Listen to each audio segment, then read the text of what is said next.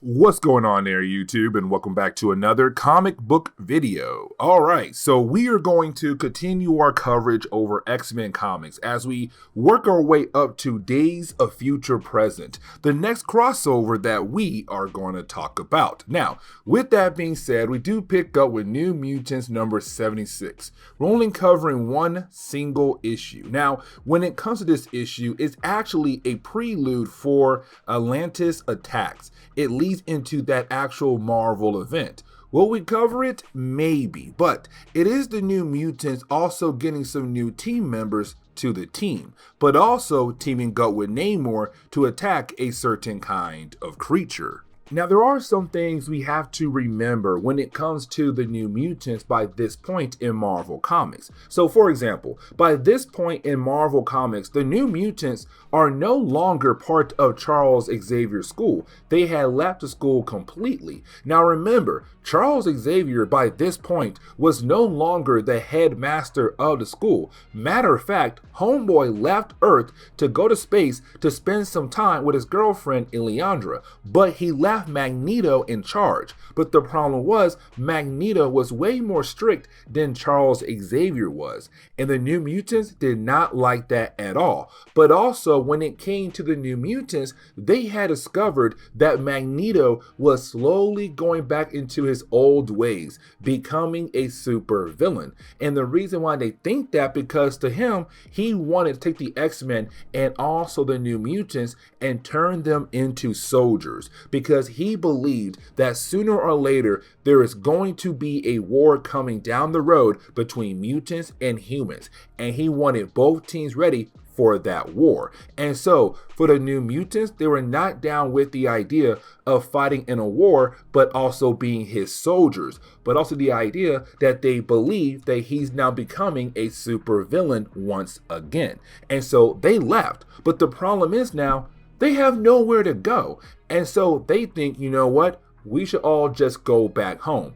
We should call our parents. But the problem is, when they go to a nearby city to find a payphone, well, you have the police arrive. And the reason why, because as soon as they arrived, they caused a scene because of their appearance. They look like demons. They look like mutants. And so people freaked out and called the cops.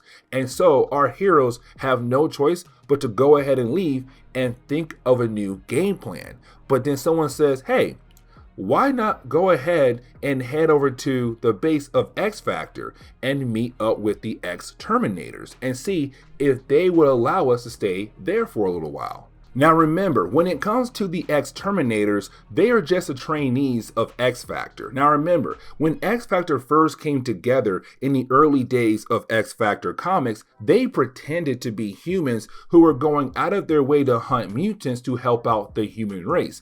But in reality, they were a group of mutants who were going out of their way to find more mutants to properly train. And that brought in their trainees. Now in the middle of X-Men Inferno, the trainees had no choice but to fight alongside with the New Mutants, but they called themselves X-terminators.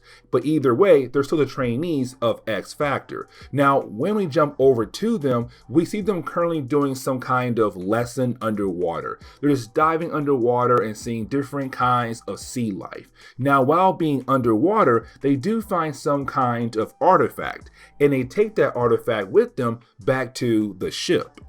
Now, something else I do want to mention is that when it comes to the actual ship, the base to X-Factor, it's actually being run by an AI system. Now remember, this ship was being controlled by Apocalypse, but after you had X-Factor being able to stop Apocalypse, well, they were able to take over the ship. Now, with the ship being an AI system, you have the X-terminators use the database of the ship to hopefully figure out what kind of artifact they have found. Now, they kind of find out it's some kind of horn that came from Atlantis, but that's really it. But either way, you then have our young heroes blow into the horn. Now, once they do, the ship is grabbed by a Kraken.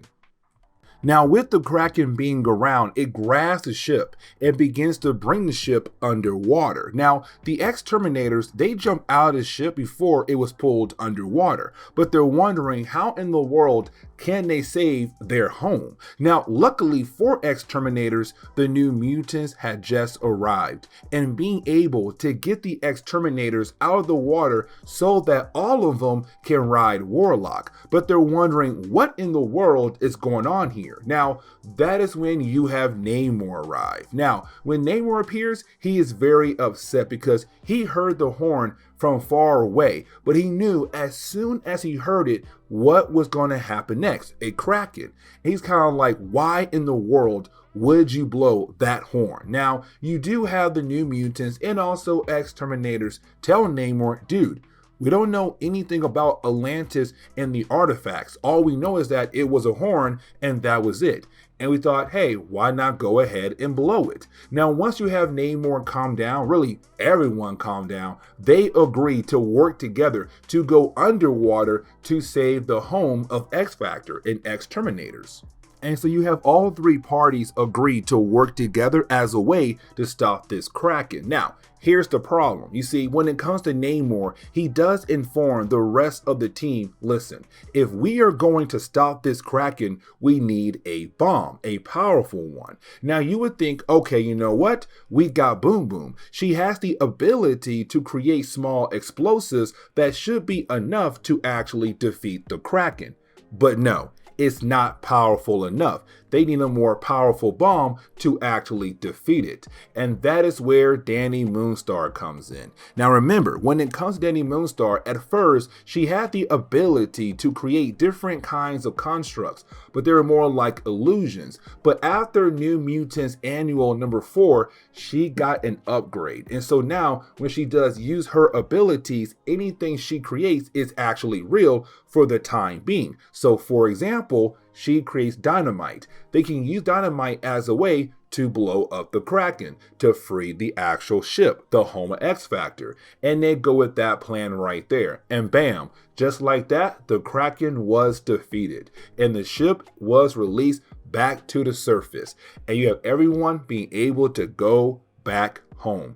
But then, as soon as they're able to relax, X-Factor arrives. And they want some answers. And so once you have the X-terminators and also New Mutants and Namor as well, being able to catch X-Factor up, you then have X-terminators ask X-Factor, hey, can the New Mutants stay here? Because they have nowhere else to go. Their school was blown up. And you have X-Factor say yes, they can stay. And bam, just like that, the two teams, X-Factor and X-terminators, have now been combined into one big team.